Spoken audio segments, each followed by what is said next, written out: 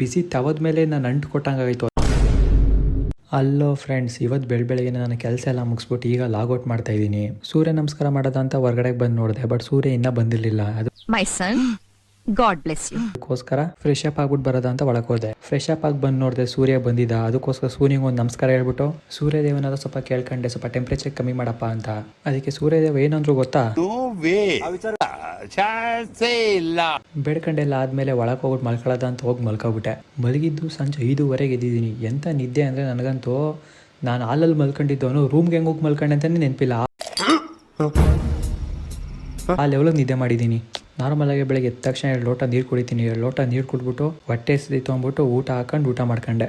ಊಟ ಆದ್ಮೇಲೆ ಟಿವಿ ನೋಡ್ತಾ ಕೂತಿದ್ದೆ. ಸಡನ್ ಆಗಿ ಕರೆಂಟ್ ಬೇರೆ ತೆಗೆದ್ಬಿಟ್ಟ. 2 ನಿಮಿಷ ಇರೋಕ್ಕಾಗಿಲ್ಲ, ಸೆಕೆ ಜಾಸ್ತಿ ಆಗೋಯ್ತು. ಹೊರಗಡೆ ಕೂತ್ಕೊಳ್ಳೋದ ಅಂತ ಎದ್ದು ಬಂದೆ. ಹೊರಗಡೆ ಹೋಗ್ಬಿಟ್ಟು ಕೂತ್ಕೊಂಡ್ರೆ ಬಿಸಿ ತವದ ಮೇಲೆ ನಾನು ಅಂಟು ಕೊಟ್ಟಂಗಾಗಿತ್ತು. ಅದಕ್ಕೋಸ್ಕರ ಆಗ್ದೇನೆ ಎದ್ದು ಬಂದ್ಬಿಟ್ಟೆ.